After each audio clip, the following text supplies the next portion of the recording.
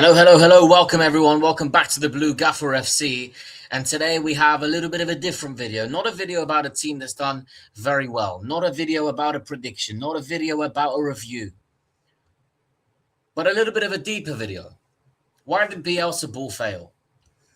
My dark horses that I had for the World Cup as an aspiring young coach, when you hear the name Marcelo Bielsa, you expect big success. I studied Bielsa for large periods of my coaching journey. As part of my coaching degree that I did, there was a lot of assignments and work that I did with the help of studying Bielsa for my UEFA B license. So why did it not work at the world's biggest stage? And why do some of his mentees, the likes of Guardiola, the likes of Pochettino, make it work? Because their style isn't too different. But there are some very, very clear things that other coaches do differently. Before I jump into the video, I'd like to address the rumors. I don't believe that Marcelo Bielsa and this nonsense that I've been reading in training sessions looks at the floor like this and doesn't raise his eyes to look at the players. Because if you go on YouTube, where Blue Gaffer FC is, and you type in Marcelo Bielsa training sessions, he is active, he is in the center, he is pointing directions, or he's standing back and observing. He never has his eyes on the floor. So that accusation is complete nonsense. What I will agree with is that Bielsa doesn't have the best form of relationship with the players. And he said this himself, stating that he's toxic. For him, football is everything. That's why I think for him, going out in the group stage, failing to win a single game, he's devastated, borderline depressed, because he lives and breathes football. So believe me, when he went into this World Cup with Uruguay, he did not plan on failing. He didn't want to fail. He believed in the project. He believed in his players. He believed in his methods. But something simply wasn't enough. And there was a lot of things that weren't enough. Bielsa's formation, his style of playing this 3-3-3-1, 3-3 system, I studied this myself. I used it a couple of times as a coach, but it's an extremely difficult system, because if he just drops his wingers a little bit deeper and it becomes a 3-5-1-1, a 3-5-2, everyone understands, and it's safer. But he's so hell-bent on this aggressive style of football, on man marking, on constant pressing, on vertical play, on overloads. And it's brave and it's good. And you saw that in every single one of the three games. I'll be honest, I saw the pressing. I saw the counter press and I saw the intensity. And there were moments when it was so good. As soon as they lost the ball, they weren't running. They were sprinting. Their pressing and counter pressing is arguably better than USA, which a video I've already made on the channel about USA. And I think they've been terrific at that. Well, where do you think Pochettino gets it from? He gets it from this man, Marcelo Bielsa. But Uruguay looked like they just lacked a little bit of belief in his methods. That sometimes they weren't all the way committed. And if you play Bielsa's style of football, which is high risk, you need high intensity, you need a full-in buy-in, otherwise it's a disaster. And I don't think it was a disaster for Uruguay. I'm going to break it down more tactically here and explain why the image is the way it is for you in a second. I don't think it was a disaster. Because, firstly, they should have won the game against Saudi Arabia. And they should have won the game against Cape Verde, simply based on how they dominated the game, both games, and how they created chances, but they were not clinical. Everyone was also saying Bielsa's decision to take off Muslera at halftime was disgraceful for someone who's had 137 Uruguay caps. Sorry, apologies. But he was awful against Cape Verde. One, if not both of the goals are his fault. And then he's at fault for Uruguay going home, because he lets in goals that if Uruguay don't let in, Bielsa's team beat Saudi Arabia, they beat Cape Verde, and they at least draw against Spain. They top the group. Everyone's talking differently about Bielsa Ball. I'm making a different video about Bielsa Ball. So it's not necessarily Bielsa Ball that's the problem. However, when you're playing in such an offensive shape, when it's all or nothing, basically, individual mistakes are going to absolutely kill you. Same with the opposite, being clinical defensively and offensively is going to boost you. And Bielsa's all or nothing style requires full-in. I don't think the Uruguay players ever fully bought into his ideas. The image in the middle that I'm showing you, I understand there's a lot of players, far more than 11, but the point that I'm getting at is if you look, it's basically split into 3 images. So where the red circles are, treat it as an individual image. Okay, I've just had to put it on one screen so that it fits. But in the attacking zone, they have 1, 2, 3, 4, 5, 6 players, Uruguay. That I'm talking about the top photo, right? Not the bottom one, the top one. Right, 6 players, sometimes even 7. So now if you look at the second photo, well, it means they'll have a 3 maximum within that space. And the gap from attack to midfield is now massive. And that's why they rely on counter-pressing. The minute they lose the ball, because the gaps are big, we have to go. We have to win the ball back. Otherwise, they're going to stretch us. They're going to hit passes, and we're in trouble. And then if you look at the final section of that image, that bottom one towards me, 1, 2, 3, 4, 5, 6 players of Uruguay in that zone. So they're either too deep or they're too high. Now, against Saudi Arabia, the reason why I'm putting 6 players there is because in moments of the game, Uruguay were in a low block. And I'm thinking to myself, this isn't Bielsa's style. This is the players. The players decided to do that. And no. And that's why Bielsa was so angry during the whole World Cup. And it's hard for me. It's hard for me to explain Marcelo Bielsa's tactics because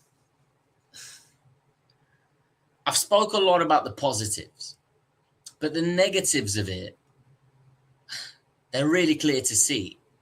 The opposition is going to drag the markers out of position because if you go man for man, the minute you lose the 1v1, someone else is now out of position because if they cover, if they go, that means someone else is out of position. If they don't go and if they stay, well, then it means this player is all the time on the ball now. So it's a massive, massive problem. And then, sorry, my words. And what's going to happen then? Well, that's how they beat the press. Then they exploit the huge space. They attack the back line. They create and score. It's that simple. And they conceded 4 goals Uruguay, which isn't a lot. Actually isn't a lot for Bielsa Ball to concede only 4 goals in 3 games. And you could argue 2 or maybe even 3 out of those 4 goals are Muslera's fault. So I actually think Marcelo Bielsa had everything perfect. But it just didn't materialize because football is also a game of moments. You can have everything planned to the very last detail, to the very last moment. But it might not work because spaces open up. Because Saudi Arabia, Cape Verde, Spain, they all want to beat you as well. And it causes a lot in all of these problems. And it's a huge shame because I was preparing a video when Uruguay were ahead against Cape Verde because they would have been through already. Bielsa Ball into the knockouts and talking about this in a more detailed and positive way. I can't do that anymore. And so it's a shame. It is a shame. And I love my little statement that I put, beat Saudi Arabia, beat Cape Verde, you're through. Bielsa Ball would be praised everywhere. And no one would be talking in this way. And that's why I don't want to be too negative on Bielsa. I don't want to be too negative on Uruguay.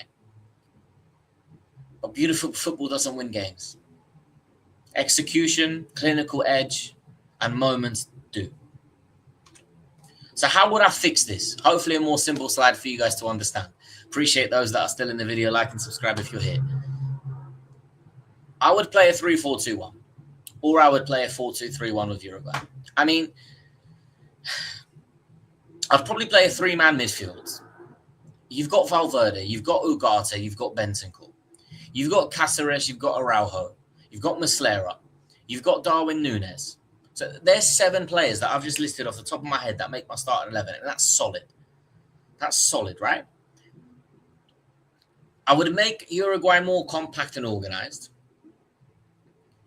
We would press in very clear moments and triggers of when we press. The spaces between our distances would be shorter, therefore allowing for both the out of possession side being easier to recover distances, easier to defend spaces, but also better connections in possession, essentially leading to more chances, more wins. Now, it's easy to talk about it like this because, I repeat, Bielsa gets it right. Even if they just win against Saudi Arabia, they're through. Even if they win against Cape Verde, they're through. No one talks about this. It's 1 goal that was missing. Even if they get a draw against Spain, they're maybe through. So it's so difficult to criticize fully. But to conclude this video, it's not going to be the longest video on the channel because I think there is more important topics to talk about in the World Cup. But as a coach, I wanted to have this video on the channel If it doesn't get many views because it's too tactical, because some of the slides, it's hard to understand what I'm talking about, I understand. But, you know, my channel, and I've said this before in my World Cup round of 32 predictions, I'm not here just to tell you Uruguay played badly or Uruguay played well or England this or no. I'm going to tell you why, and I'm going to break it down from a coaching perspective because that's my job. I'm a football coach. I'm not a YouTuber. I'm doing this to build a community, to be able to give a little bit back of information and hopefully build something where, you know, this sort of online world and content creation can become a part of my life and my identity. But if I had to give Marcelo Bielsa a final verdict, I would say it's a 3 out of 5 stars. The strengths are very clear: courage, identity, pressing, entertaining, chances created, development of players, overloads. But it's unsustainable. It's too open. It's easy to counter. There's too many individual errors, and they weren't clinical enough. But if I look at the weaknesses, none of them are weaknesses because of Bielsa's system. Because not being clinical enough is down to the players. Individual errors is down to the players. Holding unsustainable intensity, well, the players should be fit. And this World Cup was played in 4 quarters of 22.5 minutes. So it's not like Bielsa wants you to run ragged for 45 minutes. It's 22.5 minutes. Then you have a 3-minute break. Then it's 22.5 minutes. Then you have a 15-minute break. Then it's 22.5 minutes. Then you have a 3-minute break. Then it's 22.5 minutes, and the game's done. So being too open defensively and easy to counter link together, well, no, because if you do the counter press right, and if you're in the right moments, you stop that from happening. And okay, maybe you'll concede 1 or 2 goals doing that, which they did anyway. But if you're clinical enough, it makes no difference because you still win those games. Ultimately, I think it just comes down to this. Bielsa's vision is clear, but at international level, the margins are too small. Bielsa has the ideas now, it needs the execution. And I think that's just the reality of how you win tournaments. I'm disappointed as someone who in my predictions were Uruguay as my dark horses. I'm glad my 2 other dark horses, Japan and USA, are still going in and cracking through. Or by the time you're watching this, maybe already one of them's out. I don't know, because I don't know exactly when I'm going to post this. I think I'm going to post this on the 7th of July. But it's just sad from Uruguay's perspective. But guys, if you enjoy tactical content, if it's a little bit too much for you, also let me know. Like and subscribe. We're building such a good community here on the Blue Gaffer FC. I've honestly loved this 3-4 week journey that I've had on YouTube so far, and I'm not stopping. And I'm not stopping after the World Cup either. So stay tuned for loads more coming your way. And again, a massive thank you to everyone who's subscribed, who shares the videos, who likes the videos.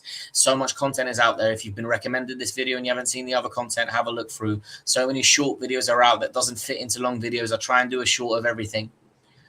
And yeah, we're building this community here on the Blue Gaffer FC. Thank you, everyone. Like I say, subscribe if you can, and I'll see you on the next video. Bye-bye.